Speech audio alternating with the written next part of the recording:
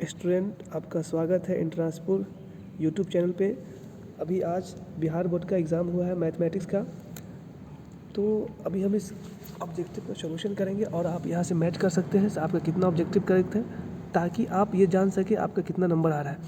तो आप चलिए देखते हैं। देखिए पेपर कोड है 121 और 327 जो 2023 का है।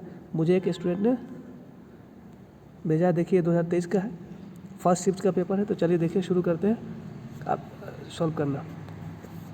तो देखिए यहाँ पर 30 प्लस 100 ऑब्जेक्टिव था और उसके बाद सब्जेक्टिव टाइप क्वेश्चन था 30 और उसके बाद 8 सब्जेक्टिव टाइप क्वेश्चन था। ठीक है, तो आप देखिए, चलिए मैं डायरेक्ट विदाउट टाइम लेट किए हुए क्वेश्चन सॉल्व करने की कोशिश करते हैं। देखिए फर्स्ट क्वेश्चन था, अच्छा इसमें क्वेश्चन नंबर 1 मुझे अभी हो सकता है कहीं नीचे हो, नहीं तो ऊपर भी हो। देखिए ये क्वेश्चन दिया हुआ है,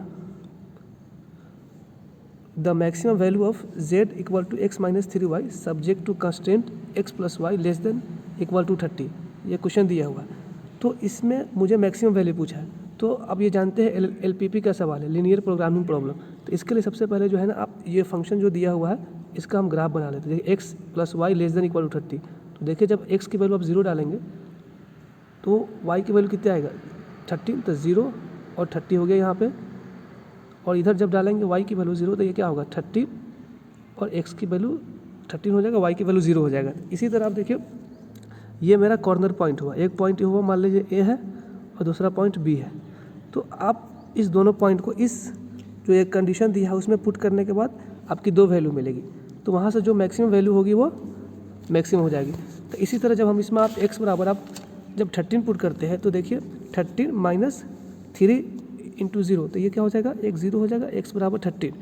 तो 13 यहाँ पर एक हुआ, एक वैल्यू क्या आई a पे 13, दूसरे पे क्या आई, अच्छा दूसरे पर आप जब डालेंगे x बराबर 0 y बराबर 13 तो 13 39 होगा, लेकिन ये नेगेटिव में है, इसका मतलब क्या है ये मिनिमम होगा।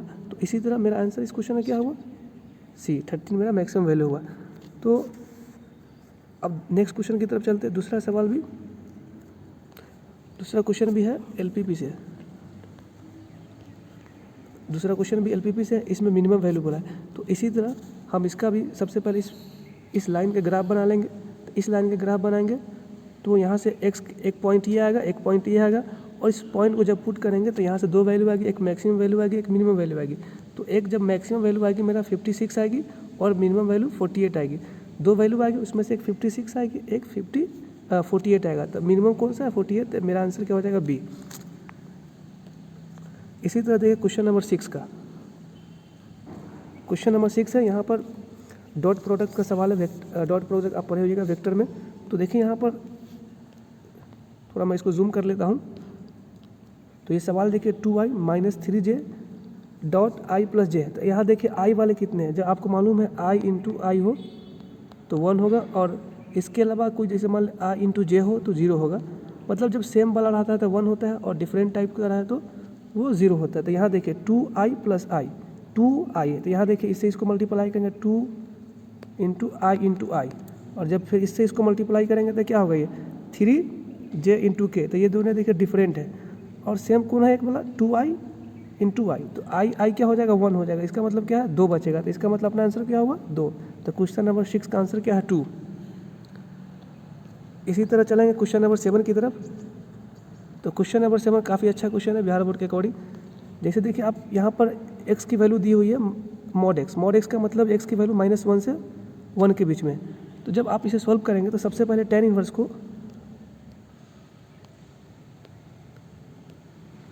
को आप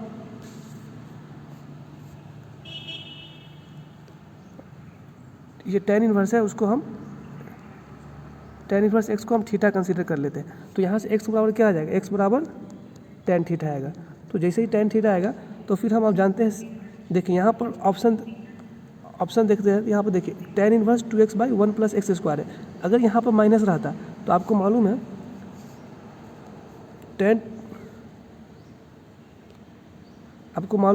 2 थीटा बराबर क्या होता है, tan 2 थीटा बराबर tan 2 थीटा बराबर 2 tan theta by 1 minus x square. तो यहाँ देखिए यहाँ क्या है अपने पास, ये प्लस है, इसका मतलब ये आंसर डी तो कतई नहीं होगा। तो दूसरा कुछ ऑप्शन क्या बचा, देखिए tan इनवर्स 2x तो होगा नहीं, सी भी नहीं होगा। तो जब आप ये भी फार्मूला जानते हैं साइन 2 थीटा, तो साइन 2 थीटा क्या होता है, साइन 2 थीटा बराबर 2 tan theta by 1 plus tan square theta. तो इसी तरह जब हम यहाँ पर tan x को थीटा मान लेंगे तो यहाँ पर से क्या आ जाएगा, x बराबर क्या आ जाएगा, tan थीटा। तो हम tan थीटा को x से रिप्लेस कर देंगे, तो यहाँ पर हो जाएगा 2 इंटू एक्स। तो देखिए ऑप्शन में 2 इंटू एक्स है, और यहाँ हो जाएगा यहाँ पर 1 प्लस tan क्या है, tan x स्क्वायर होता है। तो tan थीटा बराबर क्या अपना x स्क्वायर है, तो 2x by 1 plus x square हो जाएगा। और यहाँ पर एक 2 जो बाहर आएगा, इस 2 से कैंसिल हो जाएगा। तो सीधा सीधा बात करो तो आपका अपना आंसर क्या होगा, 7 नंबर का बी।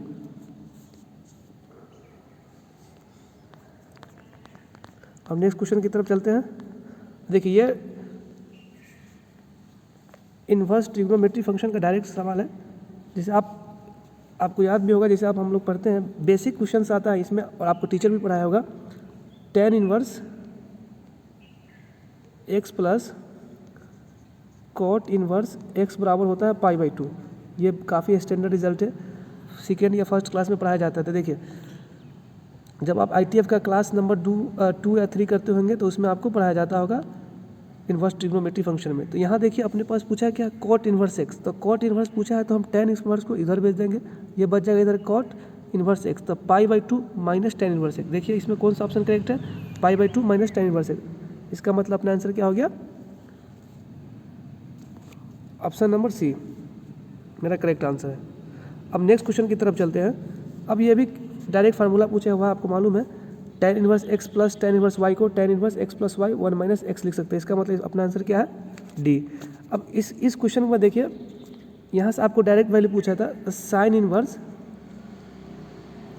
साइन 2 पाई बाई 3 है। तो आप साइन 2 पाई बाई 3, अगर इसमें प्रिंसिपल वैल्यू नहीं पूछा है तो आप मुझे ये बताइए, ये अपना आंसर क्या होता है, पाई से माइनस पाई के बीच में जब हम प्रिंसिपल वैल्यू निकालते हैं, तो इसको हम डायरेक्ट 2 पाई बाई 3 टिक सकते हैं। मतलब सीधा सीधा बात करें तो एक फार्मूला आप जानते होंगे, sign inverse into sine theta बराबर होता है थीटा। तो इस बार क्या आ गया, थीटा की जगह पर 2 पाई बाई 3। तो इसका मतलब अपना आंसर क्या हो गया, बी। अब देखिए नेक्स्ट क्वेश्चन की तरफ चलते हैं, जो कि मैट्रिक्स का क्वेश्चन था। तो देखिए यहाँ पर 2 मैट्रिक्स दिया हुआ है, उसको मल्टीप्लाई करना। तो ये पहला वाला मैट्रिक्स क्या है अपना, पहला मैट्रिक्स है वो क्या 2 बाई 2 का है, और दूसरा भी 2 बाई 2 का है। तो देखिए ये इसका फर्स्ट वाले का कॉलम और दूसरे वाले का रो दोनों इक्वल है, इसका मतलब मैट्रिक्स मल्टीप्लिकेशन एग्जिस्ट करेगा, और न्यू मैट्रिक्स भी बनेगा वो 2 बाई 2 का बनेगा। तो सभी यहाँ देखिए 2 बाई 2 का मैट्रिक्स तो है। तो अब जब मल्टीप्लाई करेंगे, अच्छा matrix multiplication always row by column होता है। तो इसमें इसका रो और इसका कॉलम। तो देखिए 13 है, 13 को आप 2 से जब मल्टीप्लाई करेंगे तो 26 होगा, और जब 15 को मल्टीप्लाई करेंगे 0 से तो 0 हो जाएगा, मतलब कि 26। मतलब फर्स्ट जो एलिमेंट है इस मैट्रिक्स का 2 बाई 2 का वो क्या आना चाहिए, 26। तो हम देख लेते हैं क्या किसी ऑप्शन में 26 है। तो देखिए एक हमारे पास ऑप्शन है जिसमें 26 है, इसका मतलब और ऑप्शन आगे निकालने की जरूरत नहीं, डायरेक्ट आप आंसर टिकेंगे क्या, सी। नेक्स्ट क्वेश्चन की तरफ, मतलब काफ़ी इजी सवाल है, आप इसका आंसर क्या है, सी। अब नेक्स्ट क्वेश्चन की तरफ चलते हैं, क्वेश्चन नंबर 12 की तरफ। ये भी काफ़ी इजी सवाल है। देखिए यहाँ दिया हुआ 2 बाई 2 का एक मैट्रिक्स है और दूसरा मैट्रिक्स है, देखिए इसमें 2 रो है और कितने कॉलम है, 1 कॉलम है, 2:1 का।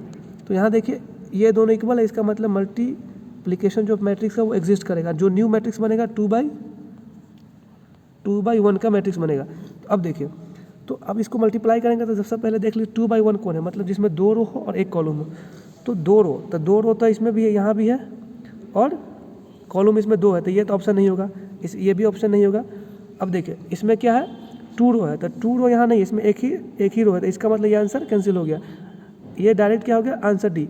तो आप बगैर मल्टीप्लाई किए हो भी आंसर दे सकते हैं, लेकिन अब जब मल्टीप्लाई करना चाहते हैं तो कर भी सकते थे। देखिए क्योंकि मल्टीप्लाई जब करते हैं तो हमेशा रो बाई कॉलम होता है। तो जब देखिए यहाँ से जब आप 2 को 2 से मल्टीप्लाई करेंगे तो 4 होगा, और 3 को जब मल्टीप्लाई करेंगे 5 से तो क्या हो जाएगा, 15। तो 15 प्लस 4 19, देखिए 19 है, ये तो आंसर नहीं होगा, तो इसका मतलब आपका आंसर क्या हो गया, क्वेश्चन नंबर 12 का डी। नेक्स्ट क्वेश्चन की तरफ चलते हैं। देखिए क्वेश्चन नंबर 13।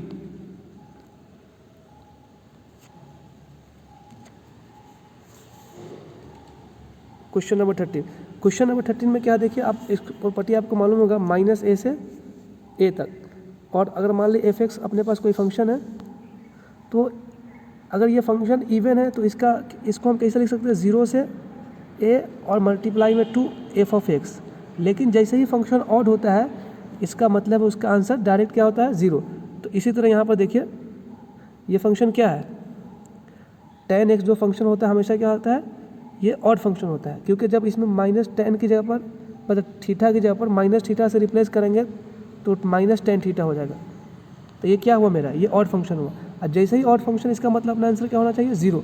तो 13 नंबर सवाल का आंसर क्या हो गया, 0, जो कि ऑप्शन ए करेक्ट है।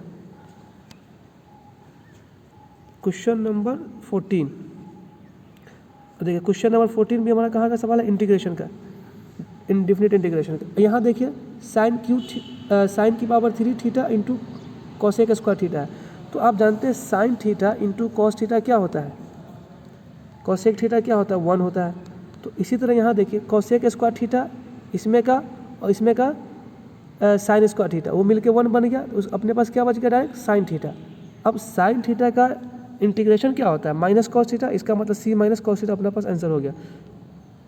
अब नेक्स्ट क्वेश्चन की तरफ बात करते हैं। तो इस क्वेश्चन का आंसर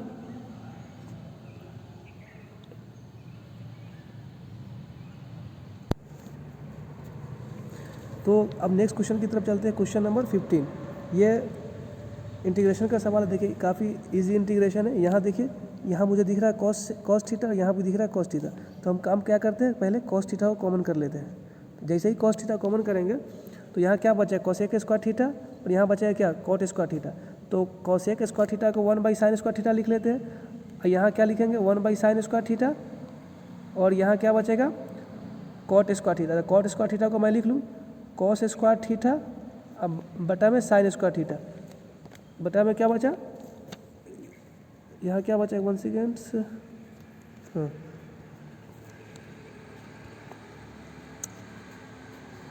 कोई दिक्कत ना है, हम लोग एडिट कर लेंगे। यहाँ से क्या बचा, 1/sin स्क्वायर थीटा, यहाँ से क्या बचा, कॉसेक स्क्वायर थीटा बटा साइन स्क्वायर थीटा। तो 1/sin square theta minus cos square theta बटा साइन स्क्वायर थीटा। तो देखिए दोनों का एलसीएम लेंगे तो साइन स्क्वायर थीटा नीचे आ जाएगा, और यहाँ क्या आ जाएगा, 1 माइनस कॉस स्क्वायर थीटा। तो आप जानते हैं 1 माइनस कॉस स्क्वायर थीटा बराबर साइन स्क्वायर थीटा, और नीचे भी साइन स्क्वायर थीटा। तो ये साइन स्क्वायर थीटा ऊपर का पूरा साइन स्क्वायर थीटा कैंसिल हो जाएगा, अपने पास कॉमन क्या है, कॉस थीटा। तो ये कॉस थीटा को जब हम यहाँ क्या बच गया, इस पूरे के जगह पर आप रिप्लेस कर सकते हैं क्या, कॉस थीटा दे। तो कॉस थीटा का जब आप इंटीग्रेशन करेंगे तो क्या होगा, कॉस थीटा का इंटीग्रेशन होता है साइन थीटा, तो साइन थीटा और प्लस में कॉन्स्टेंट। तो ये क्या आंसर हो गया अपना, सी। तो क्वेश्चन नंबर 15 का आंसर क्या है, सी। अब नेक्स्ट क्वेश्चन की तरफ चलते हैं, क्वेश्चन नंबर 16 की तरफ। तो क्वेश्चन नंबर 16 भी काफ़ी इजी है क्वेश्चन है। देखिए यहाँ पर देखिए 4 cos x है माइनस 5 sin x है। तो 4 cos का जब आप इंटीग्रेशन करेंगे तो क्या होगा, cos का इंटीग्रेशन होगा sin x। तो यहाँ देखिए sin x कहाँ है, 4 sin, यहाँ डायरेक्ट होगा 4 sin x, और यहाँ क्या है sin x। अब जब sin x का इंटीग्रेशन करते तो क्या होता है, sin x का इंटीग्रेशन करेंगे तो माइनस cos x, अब माइनस यहाँ ऑलरेडी है तो माइनस माइनस हो जाएगा प्लस। इसका मतलब अपना आंसर क्या है, ए। क्वेश्चन नंबर 16 का आंसर क्या है, ए।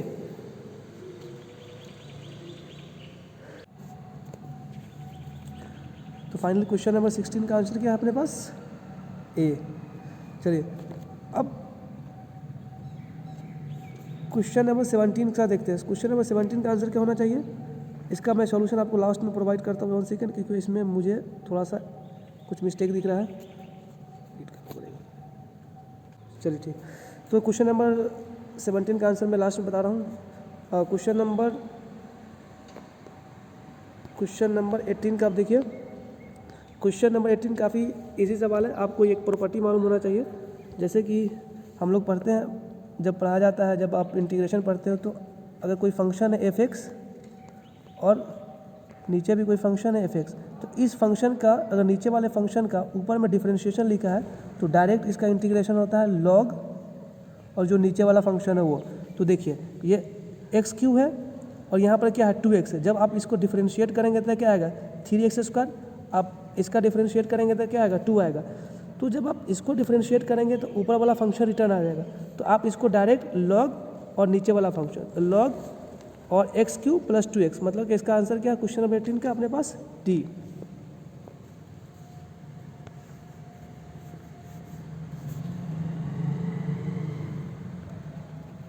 अब क्वेश्चन नंबर देखिए 22 का आंसर है। तो इसमें पूछा एडजॉइंट मैट्रिक्स ऑफ मैट्रिक्स। तो जब आपको मालूम है 2x2 का मैट्रिक्स आता है, उसका एक शॉर्टकट ट्रिक होता है एडजॉइंट निकालने का। अब करें क्या, जो प्रिंसिपल डायगोनल के एलिमेंट है उसको आपस में इंटरचेंज कर दे। देखिए यहाँ पर क्या है 1 4 है, तो 4 को आप पहले लिखें तो 4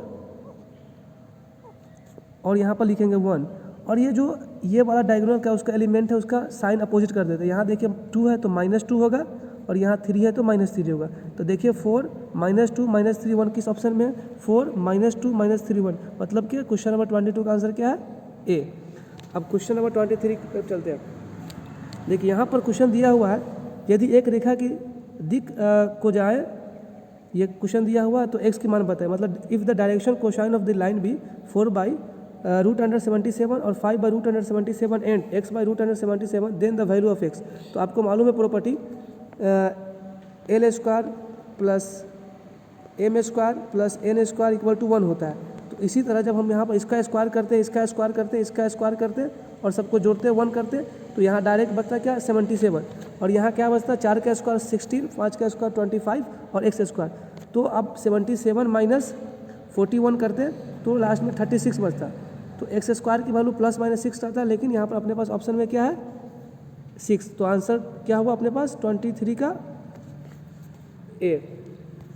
अब क्वेश्चन देखिए यहाँ पे, ये भी मैट्रिक्स का सवाल है। देखिए जैसे एक मैट्रिक्स दिया हुआ है 1 0 0, अब a की पावर 25 पूछा है। तो आप इसका ऐसा क्वेश्चन करने का एक पैटर्न होता है, 1 दिया हुआ है 0 0 0 है, तो आप इसको मल्टीप्लाई करेंगे इस मैट्रिक्स को अगेन, मतलब आप 25 टाइम्स मल्टीप्लाई करेंगे अगेन, तो यहाँ पर डायरेक्ट फिर वो ए वाली मैट्रिक्स आ जाएगी।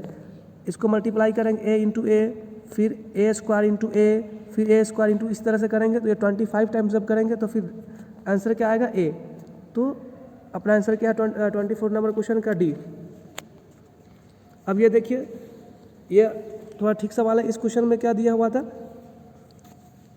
a और o b = 3a + b है, और यहाँ भी देखिए इसको सिंप्लीफाई करेंगे डायरेक्ट, जैसे देख लीजिए यहाँ पे। अब मैं इसको करके बताता हूँ। यहाँ पे देखिए a और b को क्या लिखते हैं 3a + b, तो a की जगह अपने पास क्या है यहाँ पे a = 2 है और b = 3 है।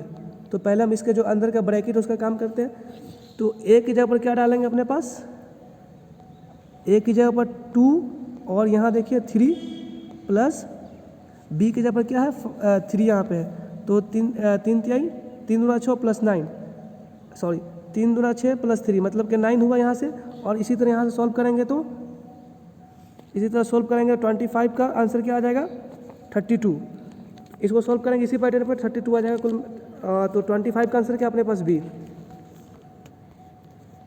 हाँ ये देखिए बेसिक सवाल है इंटीग्रेशन का, 3 इंटीग्रेशन √x dx का। तो आपको इसका इंटीग्रेशन ऑलवेज याद होना चाहिए। √x का इंटीग्रेशन होता है x की पावर 3/2 और यहाँ पर नीचे मल्टीप्लाई कर दे, डिवाइड करें 3/2 से 2/3 बटा में आ जाता है। तो इसी तरह यहाँ पर देखिए इसका जब उसके बाद ये 3 से 3 कैंसिल हो जाता है, तो क्या बच जाता है अपने पास 2x की पावर 3/2 + k। एक लड़का ने इसको सही कर किया था। अब नेक्स्ट क्वेश्चन की तरफ चलते हैं। यहाँ देखिए क्वेश्चन 35 जो कि इंटीग्रेशन का सवाल है। तो इसमें क्या होगा देखिए x + 2 है और यहाँ x² - 2 है। तो यहाँ a² - b², जैसे यहाँ देखिए x + 2 है, इसको लिख सकते हैं x², सॉरी एक मिनट,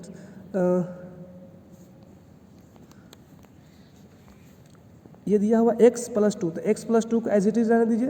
अब यहाँ देखिए क्या x², यहाँ 2 का स्क्वायर, तो a² - b², इसका मतलब है x + 2 और यहाँ x - 2। तो x + 2 से x + 2 कैंसिल हो जाता है, अपने पास क्या बचता है x integration 1/x-2।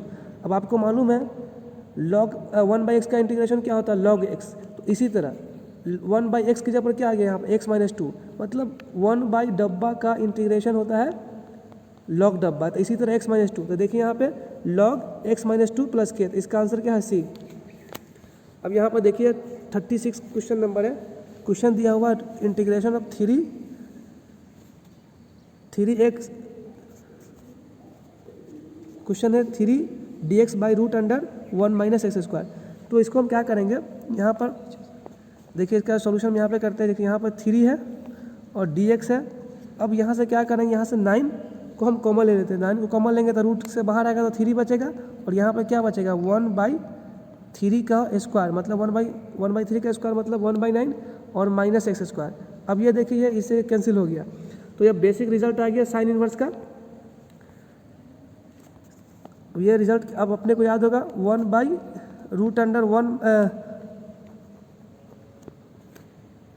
1/9 into x²।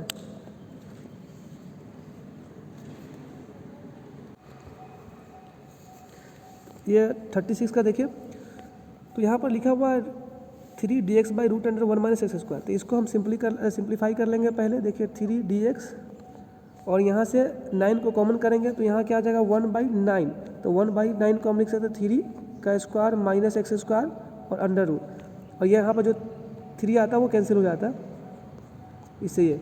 तो इसी तरह हम अब इस क्वेश्चन का क्या बन गया, अब स्टैंडर्ड रिजल्ट बन गया। जैसे कि आपको मालूम होगा √x² minus y², sorry 1/a² minus x² का इंटीग्रेशन क्या होता है, साइन इनवर्स x/a। तो इसी तरह जब हम करेंगे x/a तो 1/3 नीचे आएगा तो 3 ऊपर चला जाएगा। इसका मतलब अपना आंसर क्या हो गया C, मतलब 36 का आंसर क्या हुआ C। अब 37 का मुझे इंटीग्रेशन करना है। यहाँ क्या दिया हुआ 25 और यहाँ क्या sec 5x इंटू 10x। आपको मालूम है बेसिक सा इंटीग्रेशन,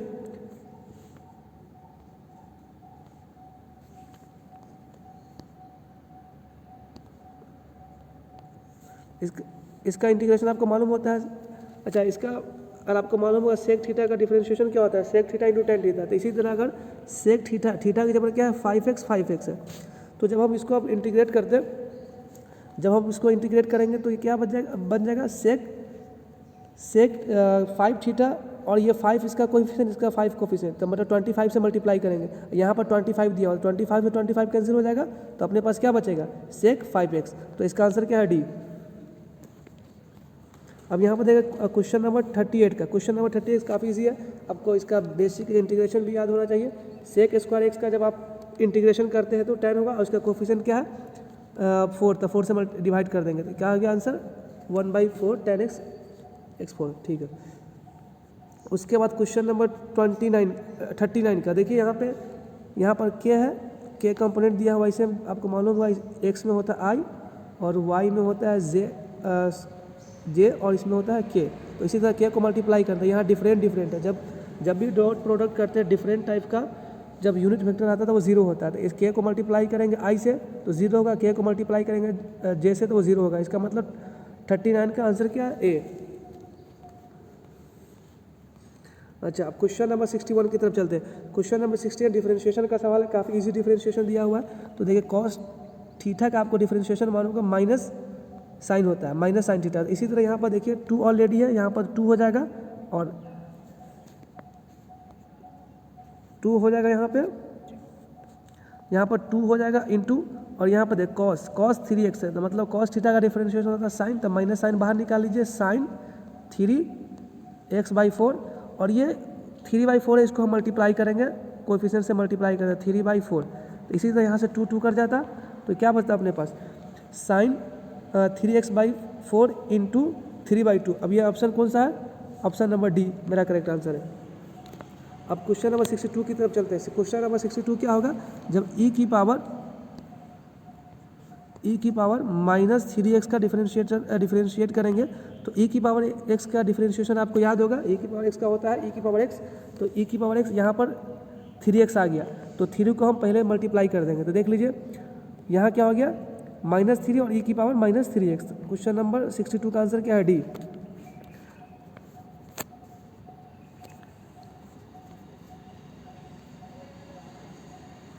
अब क्वेश्चन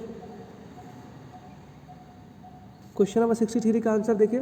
अब आपको ये डिफ्रेंशिएट करना है, तो आपको इसका डिफ्रेंशिएशन याद होना चाहिए था जब आप एग्जामिनेशन हॉल में थे। तो डिफ्रेंशिएशन ऑफ डी ए की पावर एक्स और डी एक्स का, तो आपको इसका इंटीग्रेशन याद होगा ए की पावर एक्स का, सॉरी डिफ्रेंशिएशन याद होगा ए की पावर एक्स का, ए की पावर, यह क्वेश्चन नंबर 63 है। देखिए इस क्वेश्चन को करने के लिए आपको बेसिक सा डिफरेंशिएशन याद होना चाहिए था। जैसे कि आपको याद होगा ए की पावर एक्स का डिफरेंशिएशन करते थे क्या होता है ए की power X into log of A. तो इसी तरह यहाँ पर क्या है ए की जब इस बार क्या आ गया 11 की पावर एक्स, तो 11 की power X into log of A की जब क्या है 11। अब आंसर क्या होगा अपने पास सी। अब नेक्स्ट क्वेश्चन है क्वेश्चन नंबर 64। तो क्वेश्चन नंबर 64 को देखिए, ये आप 1/u/v वाले फार्मूला पर लगाते हैं तो नीचे वाले का क्या करते हैं स्क्वायर करते। देखिए नीचे वाले में स्क्वायर कहाँ कहाँ है, यहाँ मतलब ये ऑप्शन तक कैंसिल हो गया। अब जब आप इसको डिफ्रेंशिएट करते तो ये 1 को ऊपर में जब डिफ्रेंशिएट करते वो 0 हो जाता, और इसको जब डिफ्रेंशिएट करते माइनस लगा कर तो -3 हो जाता, और नीचे क्या है 3x - 2 का होल स्क्वायर, 3x - 2 का होल स्क्वायर। इसका मतलब अपना आंसर इस क्वेश्चन का क्या हुआ 64 का बी। अब यहाँ देखिए ये भी काफ़ी इजी सवाल है, ये एनसीईआरटी का बुक का डायरेक्ट पैरामेट्रिक फॉर्म का डिफरेंशिएशन है। तो यहाँ देखिए x बराबर है a cos स्क्वायर थीटा, और यहाँ y बराबर b साइन स्क्वायर थीटा। तो मुझे dy/dx निकाला था। पहले हम x को क्या कर लेते हैं dx/d थीटा, और उसको डिफरेंशिएट करेंगे तो a, और ये cos स्क्वायर थीटा है तो पहले यहाँ आ जाएगा 2 × cos थीटा, और cos थीटा का डिफरेंशिएशन करेंगे तो माइनस साइन थीटा, ये माइनस साइन थीटा हो गया। तो 2 -2 cos theta into sine theta हुआ इसका x वाले का। इसी तरह जब हम y का निकालेंगे तो क्या हो जाएगा y बराबर y इक्वल टू b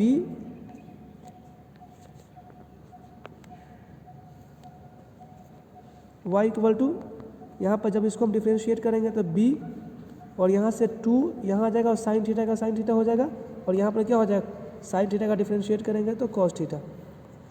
और जब आप इस दोनों को डिवाइड कर देते हैं तो -b/a अपने पास आंसर आ जाता है। 65 का आंसर नंबर बी। अब ये देखिए डिफरेंशियल इक्वेशन का इजी सवाल है। देखिए सिंपल सा, इसको आप इंटीग्रेट करते तो आपका आंसर आ जाता।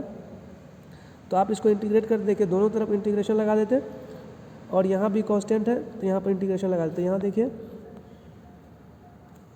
तो इस क्वेश्चन का जब आप दोनों तरफ इंटीग्रेशन का साइन लगाते तो यहाँ देखिए x का जब आप डिफरेंशिएशन x² का जब इंटीग्रेट करते हैं तो x की पावर 3/3 बन जाता, प्लस y की पावर 3/3, और यहाँ कांस्टेंट था तो कुछ भी आप लिख ले सकते।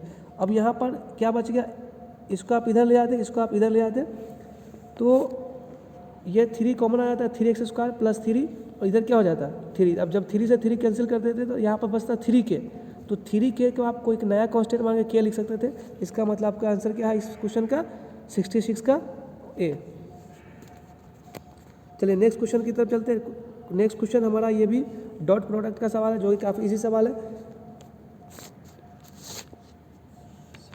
तो आप देखिए जैसे आप इसको इससे मल्टीप्लाई करते थे ये 0 हो जाता, फिर आप j से मल्टीप्लाई करते इसको ये भी 0 हो जाता, अब इससे इसको मल्टीप्लाई करते तो -1 हो जाता, फिर 2 से k को मल्टीप्लाई करते 0 होता, 2 को इससे मल्टीप्लाई करते तो -6 होता, तब -6 और -1 बचा, और -2i को j से मल्टीप्लाई करते 0 हो जाता, तो अपना आंसर क्या हो गया -7। -7 मतलब क्या आंसर, ऑप्शन क्या हो गया, ऑप्शन सी करेक्ट आंसर है। अब क्वेश्चन नंबर 68 की तरफ, जो कि ये भी काफ़ी इजी सवाल है, क्या है solution of the differential equation. तो इसी तरह आप इसको दोनों साइड इंटीग्रेट करते हैं तो ये बन जाता e की पावर 3x, और नीचे लिखता है इसके कोफिशिएंट लिख देते, तो 3 क्या है, तो 3 को हम क्या लिखते हैं 1/3 लिखते हैं, और यहाँ से ये भी लिखते हैं। इसी तरह y के लिए करते हैं 1/3, और e की पावर 3x लिखते हैं। तो फाइनल जब मेरा आंसर क्या आता है 68 का सी।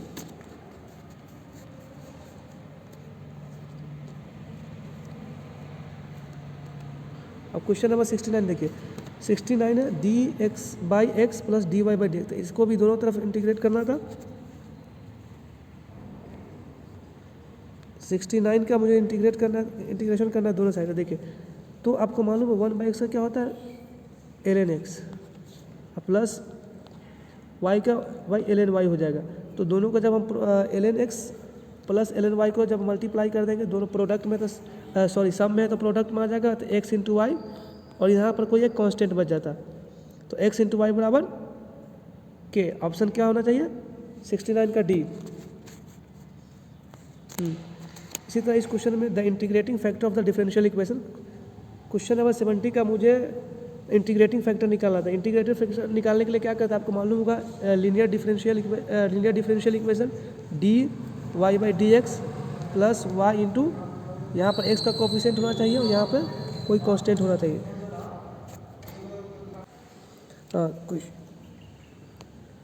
क्वेश्चन नंबर 17 का मुझे इंटीग्रेटिंग फैक्टर निकालना है। तो इंटीग्रेटिंग फैक्टर किस तरह निकालता है आपको मालूम होगा, ई की power P x into D x. तो यहाँ पे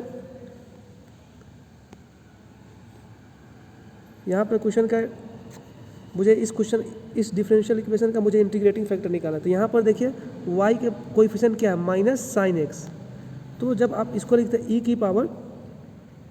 की पावर अब ये माइनस साइन एक्स है, तो माइनस साइन एक्स का इंटीग्रेशन करते तो माइनस कॉस एक्स और माइनस माइनस हो जाता प्लस, तो ई की पावर अपने पास क्या आंसर बचता है ई की पावर कॉस एक्स। मतलब क्या आंसर क्वेश्चन नंबर 17 का आंसर क्या हुआ ऑप्शन डी।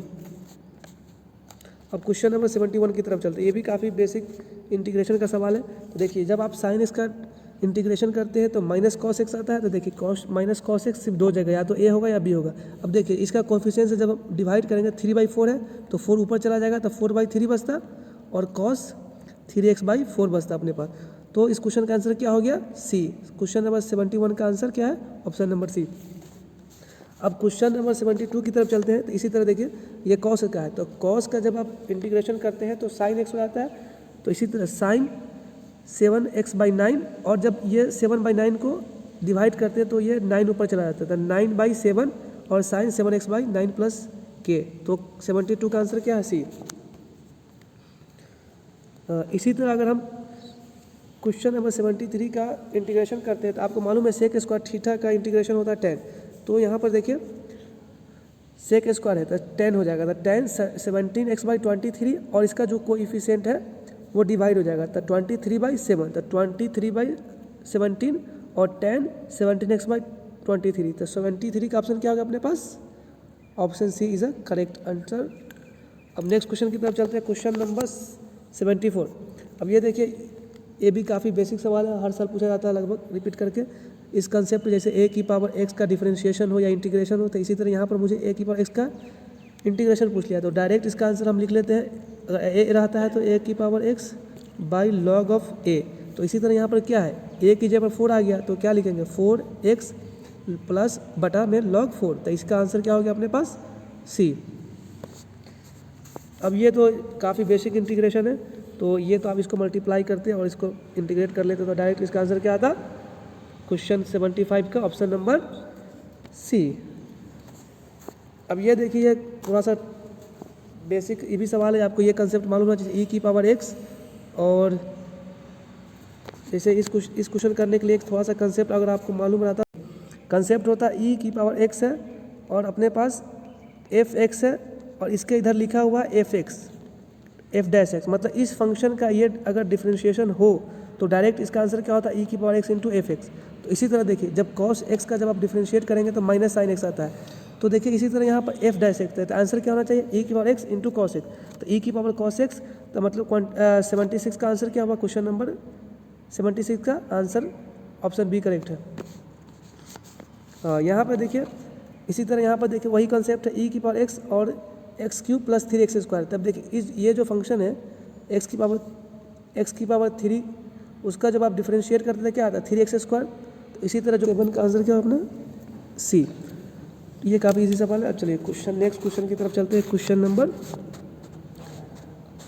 82। क्वेश्चन नंबर 82 का डायरेक्ट मैं आंसर लिखता हूँ, आपको मालूम होगा a1/a2 करके लिखते हैं और b1/b2 का, क्योंकि डायरेक्शन रेशियो जब दो लाइन आपस में पैरेलल हो तो इसी तरह डायरेक्ट इसका आंसर लिख देते हैं 82 का डी।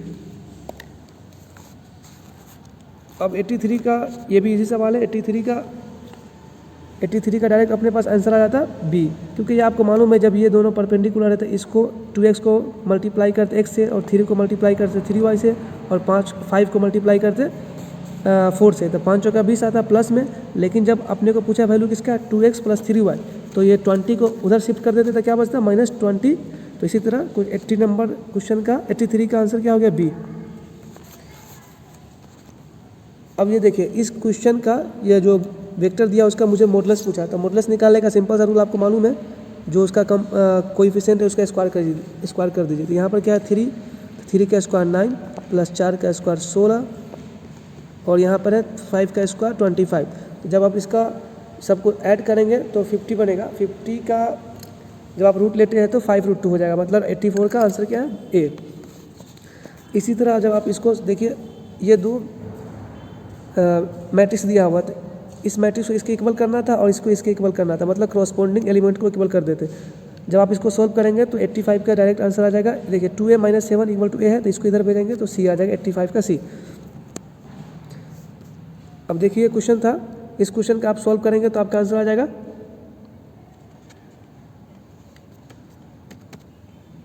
c। इसका डिटरमिनेंट निकाला था, इसको क्रॉस मल्टीप्लाई करके डायरेक्ट c आ जाएगा। अब क्वेश्चन नंबर 87 का भी डिटरमिनेंट का सवाल है, काफ़ी इजी सवाल है, तो आप इसका आंसर निकालेंगे। इसका भी आंसर 0 आ रहा था अनफॉर्चुनेटली। अब देखिए इस क्वेश्चन को मुझे, अब ये क्वेश्चन नंबर 88 का आंसर देखिए, ये भी डिटरमिनेंट निकालना था। तो डिटरमिनेंट निकालना था, क्या करते आप इसका इससे इसको मल्टीप्लाई करते, इससे इसको मल्टीप्लाई करते, तो यहाँ पर क्या बन जाता -1 बन जाता, और यहाँ पर माइनस यहाँ पर क्या बनता माइनस इधर भी बन जाता था, -1 और -1 तो -2, मतलब कि 88 का आंसर क्या होता है सी। अब ये देखिए इसको मल्टीप्लाई करना था तो आप इसको मल्टीप्लाई करे होंगे, 89 का अपने पास आंसर आ जाता ए, क्योंकि आपको मालूम है दो मैट्रिक्स का multiplication always row by column करते हैं, रो है ये कॉलम है। तो जब आप 2 को जैसे यहाँ देखिए यहाँ पर 1 है, 1 से मल्टीप्लाई करते हैं 2 को, तो 2 और 0 को मल्टीप्लाई करते हैं 0 से 0 आ जाता है। यहाँ डायरेक्ट आंसर मैं लिखता हूँ 89 का ए। इसी तरह जब आप 19 का सॉल्व करते हैं तो आप इसको मल्टीप्लाई करके देख लीजिए, 5 को मल्टीप्लाई करेंगे 1 से तो 6 को मल्टीप्लाई करेंगे 1 से तो 6, और 5 को मल्टीप्लाई करेंगे, ये 5 को मल्टीप्लाई करेंगे -1 से, तब 6 - 5, तो 6 - 5 कितना हुआ 1। इसका मतलब अपना आंसर क्या होना चाहिए सी। अब देखिए क्वेश्चन नंबर 91 काफ़ी इसी सवाल है, आपको प्रॉपर्टी मालूम होना चाहिए था। साइन और साइन इनवर्स थीटा को हम क्या लिखते थे थीटा, तो इसी तरह थीटा की जगह 1/2 है तो डायरेक्ट आंसर क्या होना चाहिए π/2, और सॉरी 1/2।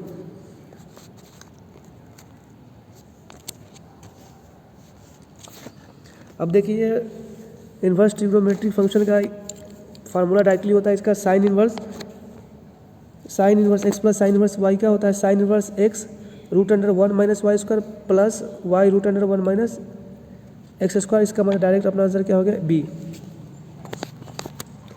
अब ये देखिए क्वेश्चन नंबर 93 का, ये आपको रिजल्ट याद होना चाहिए था। Sign inverse x plus cos inverse x बराबर होता है π/2, तो यहाँ पर π/2 रखते था, 2 से 2 कैंसिल हो जाता है, यहाँ क्या बचता है साइन पाई, और साइन पाई का वैल्यू क्या होता है 0, मतलब 93 का ऑप्शन ये करेक्ट है। अब इसी तरह यहाँ देखिए tan inverse x plus cot inverse x बराबर क्या होता है π/2, तो cos x π/2 क्या होगा 1, मतलब 94 का ऑप्शन भी करेक्ट है। हाँ, और यहाँ देखिए यहाँ पर भी रखते हैं tan inverse x plus cot inverse x का π/2, तो यहाँ क्या बनता है 2/3 इंटू π/2। अब ये 2 से 2 कैंसिल हो जाता है, तो यहाँ क्या बचता है π/3। अब ये tan π/3 क्या होता है tan π/3 मतलब क्या 60 डिग्री, tan 60 क्या होता है √3, मतलब option B is correct answer. अब देखिए 19(6) का मुझे डिफरेंशिएट करना था, e की पावर x का डिफरेंशिएशन करें तो e की पावर x, तो e की पावर x। अब ये cos का डिफरेंशिएशन करेंगे तो माइनस साइन होगा, तो माइनस साइन और इसका जो कोएफिशिएंट है मल्टीप्लाई हो जाएगा, तो e की पावर x -5 sin 5x, मतलब कि 96 का सी। इस क्वेश्चन का देखिए इसको भी मुझे डिफरेंशिएट करना है, तो जब आप sin 2x को डिफरेंशिएट करेंगे तो sin cos 2x और उसका कोएफिशिएंट मल्टीप्लाई हो जाएगा, तो cos 2x 2 into cos 2x और e की पावर x का जब हम डिफ्रेंशिएट करेंगे तो e की पावर x का एज इट इज़ रहेगा, और cos x का डिफ्रेंशिएशन होता है माइनस साइन x, लेकिन माइनस माइनस प्लस हो जाएगा, तो 2 cos 2x e x plus sign x, मतलब कि 96 का आंसर क्या हुआ B। अब इसी तरह देखिए यहाँ पे 1/4 है sec 4x है, तो इसको जब आप डिफ्रेंशिएट करिएगा तो sec का डिफ्रेंशिएशन होता है sec x इंटू 4x, और यहाँ पर थीटा की जगह पर क्या है 4x है, तो यहाँ पर डायरेक्ट हो जाए आपके पास आंसर sec का होगा sec 4x into tan 4x, और इस दोनों कोएफिशिएंट से मल्टीप्लाई करते थे क्या बचता अपने पास, ये 1/4 मतलब कि डायरेक्ट आपका आंसर क्या बच जाएगा A। इसी तरह आप 99 कर सकते थे, जब log x का क्या log x का जब आप डिफ्रेंशिएट करते थे 1/x होता है, लेकिन इसका इस बार क्या हो गया, x का कोएफिशिएंट क्या है 10, तो डायरेक्ट अपना आंसर क्या होना चाहिए, option B is the correct answer, option B is correct answer. इसी तरह क्वेश्चन नंबर 100 का मुझे डिस्टेंस निकालना है ओरिजिन से, तो कुछ नहीं करना था, यहाँ देखिए इसको पहले लिख लेते 3x माइनस 4y और प्लस 6z माइनस 11, और यहाँ पर जीरो डालते यहाँ पर जीरो डालते, ये जीरो हो जाता है तो ऊपर बच जाता है 11 माइनस 11, और इसका स्क्वायर करते हैं 3 का स्क्वायर 9 और प्लस 4 का स्क्वायर 16 प्लस 6 का स्क्वायर 36, तो दोनों को ऐड करेंगे तो आई थिंक 61 आएगा, 61 और इसका मोड लेंगे तो मतलब कि 11/16 हमारा क्या है करेक्ट आंसर है, तो 100 नंबर क्वेश्चन का आंसर क्या हुआ बी। अब ये फाइनली मेरा 100 क्वेश्चन हो चुका है। अगर आप चैनल पे नए हैं तो मेरे चैनल को सब्सक्राइब करें। अगर आप और भी किसी चीज़ का क्वेश्चन सॉल्व करवाना चाहते हैं तो मुझे आप कमेंट में बताएं। अगर साथ और कुछ ही दिनों में हमारे चैनल पे BHU जामिया AMU का प्रिपरेशन स्टार्ट होगा, आप चाहते हैं तो हमारे चैनल को सब्सक्राइब करें ताकि आपको एंट्रेंस में फ़ायदा मिले। और इसके बाद इस बार जो है ना इस यूट्यूब चैनल पे CUET बैच का बैच भी आ रहा है इस पर, जो कि फ्री ऑफ कॉस्ट प्रिपरेशन करवाएंगे CUET एग्ज़ाम के लिए, ताकि आप अच्छे सेंट्रल यूनिवर्सिटी में एडमिशन ले सकें। और ये सेट भी था, ये याद रखें, क्योंकि नहीं तो आप डायरेक्ट A भी मिलाएंगे तो आपको गलती हो सकता है। ये सेट भी था, उसके अकॉर्डिंग आप क्वेश्चन को देख कर आंसर मिला, और आप कमेंट में ये बताएं कितना आपका ऑब्जेक्टिव सही है। थैंक यू, मिलते हैं नेक्स्ट क्वेश्चन सोल्यूशन के बाद।